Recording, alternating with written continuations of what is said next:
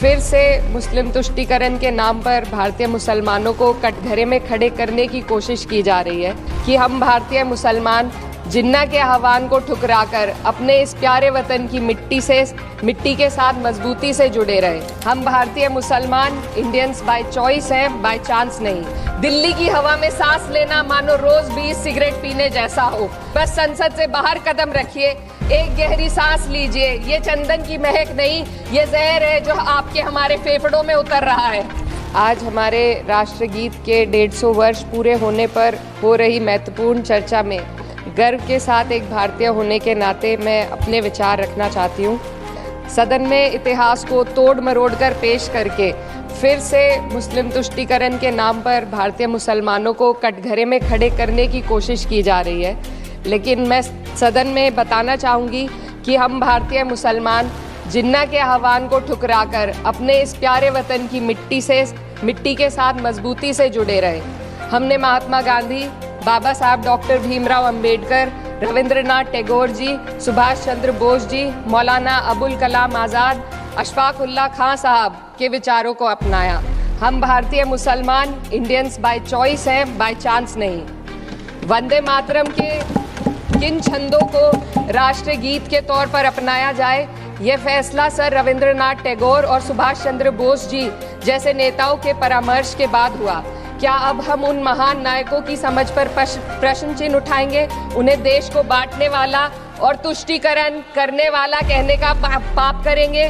उन महान हस्तियों ने वंदे मातरम के उन छंदों को अपनाया जिन्होंने देश के हर वर्ग, हर धर्म के मानने वालों को एक सूत्र में पिरोने का काम किया। और मैं एक घटना आप लोगों के सामने रखना चाहती हूँ। वर्ष 1998 में उत्तर प्रदेश सरकार के मंत्री रविंदर शुक्ला जी ने स्कूलों में राष्ट्रगीत को गाना अनिवार्य कर दिया था। लेकिन तब के तत्कालीन प्रधानमंत्री अटल बिहारी वाजपेयी जी ने, जो उस समय लखनऊ के दौरे पर थे, उत्तर प्रदेश सरकार के इस फैसले पर नाराजगी जताई और यूपी सरकार ने राष्ट्रगीत को अनिवार्य करने वाले मंत्री को बर्खास्त कर दिया था। अब मैं सत्ता पक्ष से सवाल करना चाहूंगी।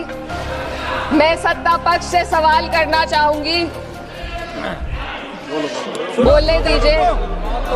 मैं सत्ता पक्ष से सवाल करना चाहूंगी कि जो विजन आजादी के समय के लोगों का था, राष्ट्रगीत को स्वेच्छा पर छोड़ने का, उसी का अनुसरण माननीय अटल बिहारी वाजपेयी जी ने किया, तो क्या वह भी मुस्लिम तुष्टीकरण कर रहे थे? जी नहीं, अटल बिहारी वाजपेयी जी राजधर्म निभा रहे थे। देश में सब धर्मों को एक साथ लाना, सबके जज्बात का एहसास करना ही सबसे बड़ा राष्ट्रवाद है। माननीय अध्यक्ष महोदय, आज हमें वंदे मातरम के असली भाव को समझना जरूरी है। यह गीत तो देश के जल, जंगल, जमीन, हरियाली और निर्मल हवा की वंदना को समर्पित है।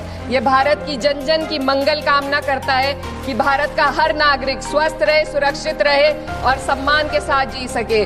सुजलाम सुफलाम का अर्थ है, सुनिए, ऐसा देश जहाँ स्वच्छ और पर्याप्त जल हो, जहाँ नदियाँ जिंदा हो, बहती हो, जीवन देती हो। अध्यक्ष महोदय, लेकिन अब जरा यमुना का हाल देखिए।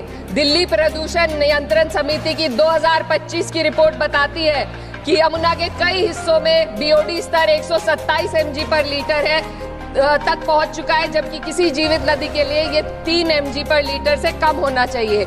ये सिर्फ नदी का संकट नहीं है, ये किसान का संकट है। नमामि गंगे के नाम पर हजारों करोड़ रुपए खर्च हो गए, लेकिन सच्चाई ये है कि आज भी गंगा और यमुना के किनारे किसान मजबूरी में उसी जहरीली पानी से खेती कर रहा है।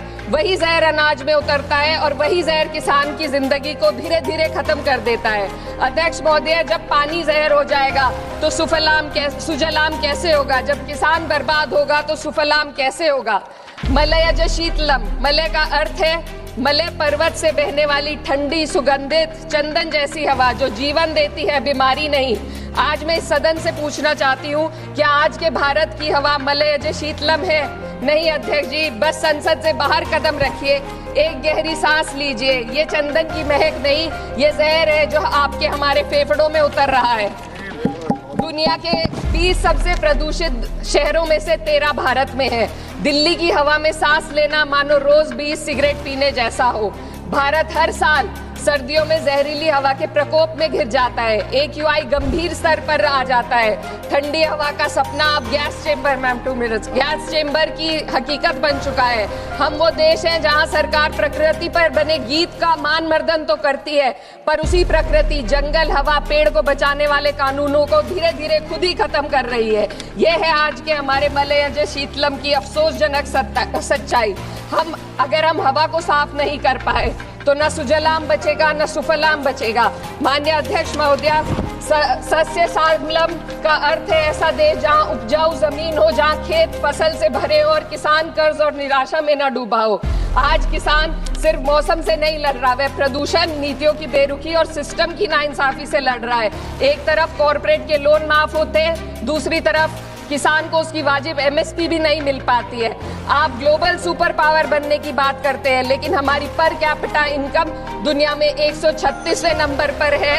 हम अपने छोटे पड़ोसी देश से भी पीछे हैं। हमारे लोग $2,500 तक भी नहीं कमा पा रहे एक साल में, और जिन अरबपतियों की ये रक्षा करते हैं वो इतना पैसा एक सेकंड में कमा लेते हैं। आज वंदे मातरम को बुनियाद बनाकर राजनीति की जा रही है, लेकिन जमीन पर जंगल पूंजीपतियों को सौंपी जा रही है। आदिवासियों को उनके घरों से उजाड़ा जा रहा है। मातरम में जो मातरा माता है वह सिर्फ मातृभूमि की वंदना नहीं, वे इस धरती की हर नारी, वे इस देश की हर बेटी, हर महिला के सम्मान की बात भी करता है। लेकिन आंकड़े अगर आप देखेंगे, NCRB की हाल की रिपोर्ट के अनुसार, मैम जसवंत के अनुसार देश में हर वर्ष लगभग 30,000 से अधिक बलात्कार हो रहे हैं। यानी एक दिन में 80 से अधिक महिलाएं यौन हिंसा का शिकार होती हैं, और ये सिर्फ दर्ज मामले हैं।